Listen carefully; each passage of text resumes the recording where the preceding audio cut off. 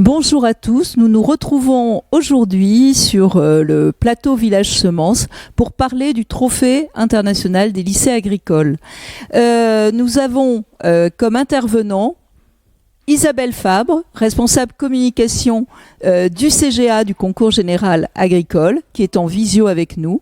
Une élève qui participe cette année à l'édition 2021, donc Marianne Bister.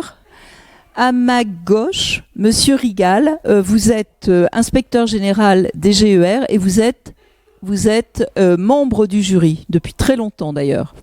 Vous nous en parlerez tout à l'heure. Et Monsieur Serge Mauroy, vous êtes professeur du lycée Crésancy. Bonjour. Alors, Isabelle, je souhaitais savoir en fait en quoi le TIEA était important pour le CGA et quel rôle jouait le CGA dans ce trophée? Déjà, le concours général agricole est composé d'une multitude de concours que nous connaissons tous. Cela va des produits vins, pratiques agroécologiques, animaux, et il organise aussi avec ses partenaires 8 concours jeunes. Ces concours sont tous organisés sous la tutelle de la DGER, du ministère de l'Agriculture et de l'Alimentation. Et ces concours dédiés aux jeunes font partie intrinsèque des valeurs du concours général agricole.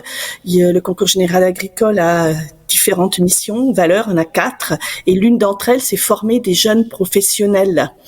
Et le TIEA, donc l'ex-TNLA, va rentrer tout à fait dans cette optique.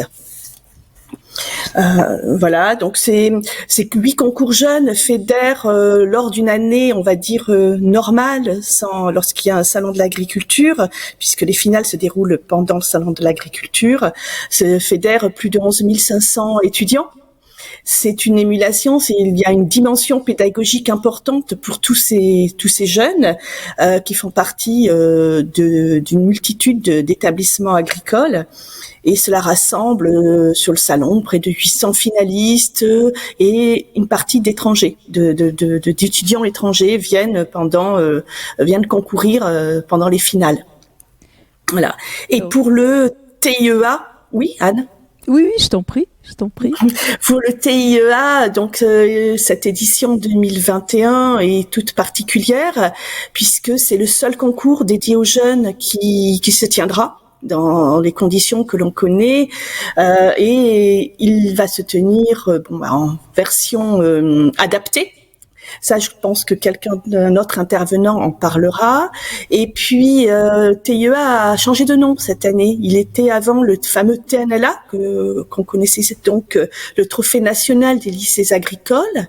Et nous avons voulu, avec nos partenaires, le faire évoluer son nom pour qu'il représente beaucoup mieux la diversité des établissements qui participent, et puis aussi pour montrer le côté international du concours. Alors justement, merci beaucoup Isabelle. Justement, le côté international, il est très important cette année.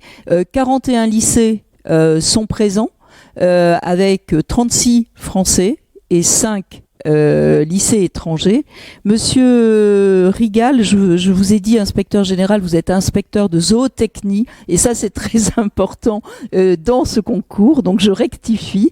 Je souhaitais savoir quel rôle jouait justement le TIEA dans les établissements agricoles. Je crois que Madame Fabre l'a dit tout à l'heure, c'est avant tout une formidable aventure. Certes, dans toutes les espèces présentes au concours général, il y a des concours avec les jeunes, mais depuis un peu plus de 20 ans, l'ex-TNLA et le TIEA, c'est toute l'année un fil conducteur autour d'une expérience de vie, une expérience professionnelle, parce que ce n'est pas que que de la communication, c'est aussi véritablement professionnel à travers différentes épreuves en année normale avec des enseignants qui, autour d'une équipe, et c'est pas les enseignants qui doivent le décider, c'est une équipe d'élèves, une équipe d'apprenants qui appartiennent aux établissements publics, aux établissements privés, aux établissements adaptés. Je n'oublie pas qu'on a aussi un établissement adapté qui vient tous les 2 ans. Et l'animal est un des éléments fédérateurs qui permet de faire une communication autour des savoir-faire de l'enseignement agricole. On a voulu depuis quelques années l'ouvrir à l'étranger avec un partenariat très fort sur certains établissements, mais je crois qu'on en reparlera. Et la volonté, Madame Pable l'a dit tout à l'heure, a été véritablement cette année de le maintenir, certes de façon adaptée, avec 2 épreuves, une autour d'une communication d'un document à caractère un petit peu journalistique, sur une promotion, une publication. Et puis, la particularité, c'est l'épreuve reine, c'est la présentation des animaux les 2 derniers jours. On a voulu la maintenir. Les établissements vont filmer l'animal, vont filmer les équipes dans leurs établissements, in situ, et ensuite un jury va se réunir et on va apprécier ça. Il n'y aura pas le visu, il n'y aura pas le contact que l'on a tous les samedis et les dimanches, mais on va vraiment travailler là-dessus. Il n'y aura pas le public, ça c'est sûr qu'il y a une telle ambiance. Il n'y aura pas l'ambiance autour de... Voilà, sur le grand ring, mais il y aura obligatoirement une émulation, j'imagine, dans chaque lycée. Alors, Monsieur Mauroy, vous êtes directeur du lycée Crésancy. Crésancy, c'est le lycée par excellence, le pilier depuis le début du TNLA, qui s'appelle maintenant le TIEA. Donc, comment ça se passe dans un lycée comme le vôtre ? Oui, c'est exact. Pour l'ancienneté, depuis 20 ans, nous avons connu ensemble les débuts du TNLA dans les sous-sols du bâtiment numéro 2. Donc depuis, le TNLA a bien progressé, comme ça a été évoqué.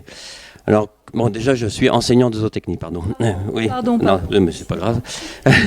Et donc, comment ça se passe dans les établissements ? C'est une longue histoire, chaque année, puisqu'on recommence chaque année à la rentrée. Déjà, c'est la constitution des équipes, je pense. Ça commence en septembre en général. Donc, même parfois avant. Je vois pour l'an prochain, il y a déjà des équipes qui se dessinent ou une équipe qui se dessine. Je pense au terminal bac technologique qui ont déjà pris position pour l'an prochain. Donc, je pense qu'on aura aussi, encore une fois, une bonne équipe l'an prochain. Vous voyez que ça commence assez tôt. Bon, sinon, les inscriptions sont à réaliser pour le mois d'octobre. Donc, il faut déjà, en premier lieu, choisir la vache. Et là, c'est déjà un bon travail pédagogique qui intéresse pas seulement l'équipe du TNLA, mais plutôt les bacs pro, les plus jeunes. Et c'est un bon travail pédagogique de travailler sur la morphologie, etc. Trouver l'animal qui a les bonnes pattes, la bonne ligne de dessus, la bonne présentation, aussi la bonne docilité. Donc, ça commence très, très, très tôt. On parlait tout à l'heure du côté international, dans le TIEA, le lycée international. Donc je crois que le lycée Crésancy également est très contributeur, puisqu'il y a un besoin d'avoir un lycée référent. Donc expliquez-nous un petit peu comment ça se passe avec ces lycées internationaux. Comment ça se passe depuis 5 ou 6 ans maintenant, on a quand même une bonne expérience sur l'accueil de lycées étrangers au TNLA. Je pense que jusqu'à présent, 6 lycées étrangers sont déjà passés, voire plus.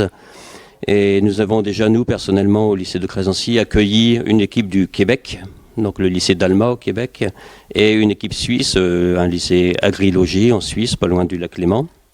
Donc ils sont venus 2 fois au TNLA, et à chaque fois, on a eu des équipes étrangères très impliquées, que ce soit dans la préparation à distance, ou bien sûr sur place au niveau du salon.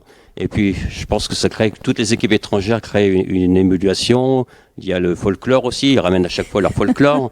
Donc, ça passe toujours inaperçu parce qu'il y a quand même la partie convivialité qui existe aussi sur le TNLA, TIEA maintenant. Et justement, ce partenariat un petit peu avec les lycées étrangers, vous le continuez pendant l'année ? Oui, alors dans la plupart des cas, le but c'est pas seulement de ramener une équipe, d'accueillir une équipe au TNLA, au TIEA. Le but est aussi d'avoir une suite, puisque dans les missions des établissements agricoles, il y a la coopération internationale, on a un certain nombre de missions, il y a celle-ci, et les jeunes sont demandeurs, la profession demande aussi à ce qu'on envoie les jeunes à l'étranger, donc c'est tout à fait normal d'accueillir des lycées étrangers au TNLA, et en ce qui nous concerne, bien sûr, on a le plaisir de travailler ensemble en amont du salon pendant 3 ou 4 mois, d'échanger entre équipes d'enseignants, mais les jeunes échangent aussi entre eux par Facebook ou d'autres moyens. Donc ça, c'est déjà gagné avant d'aller au salon, je dirais. Ensuite, il y a 2e étape au salon où on travaille ensemble, puisqu'on met à disposition une vache pour un lycée étranger. Donc il y a toujours beaucoup de choses à faire ensemble, beaucoup de bonheur à partager tout ce qu'on a vécu déjà sur les 4 mois précédents. Et après, on a réussi, notamment avec les Suisses, à bien travailler, à poursuivre la coopération. Par exemple, avec les BTS Axe, nous sommes allés 2 fois en stage collectif en Suisse. Donc des stages où nous étions accueillis pendant une semaine, avec des cours donnés par les profs suisses pour nos élèves, et puis aussi beaucoup de visites d'entreprises. Donc sur la dernière fois, nous avons visité 16 entreprises sur la semaine en Suisse. On a eu des cours d'agronomie sur le terrain. Et je pense que travailler avec des lycées francophones, c'est important parce qu'on bénéficie de tout l'apprentissage. On ne peut pas rester superficiel lorsqu'on travaille la même langue. Donc là, vraiment, on a un vrai échange, on a une vraie coopération, et pas seulement une coopération type un peu tourisme, hein. C'est pas du tout le cas. Il y a un vrai échange. Alors pour nous, merci beaucoup Serge Mauroy, pour nous parler du TIEA de l'intérieur. Nous avons la chance d'avoir une élève qui participe cette année, donc Marianne Bister. Comment vous vivez cette épreuve, entre guillemets, cette épreuve? C'est franchement fantastique d'avoir la chance de pouvoir participer au TIEA, même si cette année les conditions sont difficiles à cause du Covid. Et puis pour réunir l'équipe, c'est aussi plus compliqué parce qu'on a eu dans la classe de BTS2 des cas de Covid, du coup ils n'ont pas été absents. Donc ce qui a posé un peu problème, mais bon, on arrive à rattraper tout le retard, on communique par internet, on essaye de se rencontrer par visio pour travailler les textes, pour commenter la vache, tout ça. Et alors, vous êtes combien en fait dans votre équipe? On est 5. Vous êtes 5, oui. Et je crois qu'il y a une épreuve. Est-ce que au niveau communication, vous avez la présentation, mais la communication, vous avez dû réaliser certains documents? On a réalisé un article type de presse ou journal où on explique un peu comment ça se passe la préparation, pourquoi on a voulu faire le TIEA. Et après, on présente aussi un peu les objectifs du lycée, dans combien de temps, dans 10 ans, comment ça va se passer, notre vision de l'élevage dans le futur. Alors cette épreuve, effectivement, elle est à l'origine de cette épreuve. Il y a l'éleveur laitier et la France agricole. Donc effectivement, quand on parle de presse, d'articles, eh bien peut-être que vous aurez le plaisir un jour d'écrire pour l'un de nos médias. Comment va se passer justement cette année la présentation? Vous allez avoir un petit peu des gens des élèves qui vont vous supporter? Alors. On a la chance déjà d'avoir, pour l'organisation, on a un élève dans le lycée qui a un drone, donc pour filmer tout ça, ça va être plus simple. On a une professeure qui est spécialisée aussi dans les médias qui pourra nous aider et filmer. Et après, on a un peu le soutien de tout le lycée, de la classe, de tout le monde, quoi. Bon, écoutez, merci beaucoup Marianne, et donc bien évidemment on vous soutient dans cette nouvelle édition 2021. Merci beaucoup messieurs, merci beaucoup Isabelle en visio. À bientôt. À bientôt.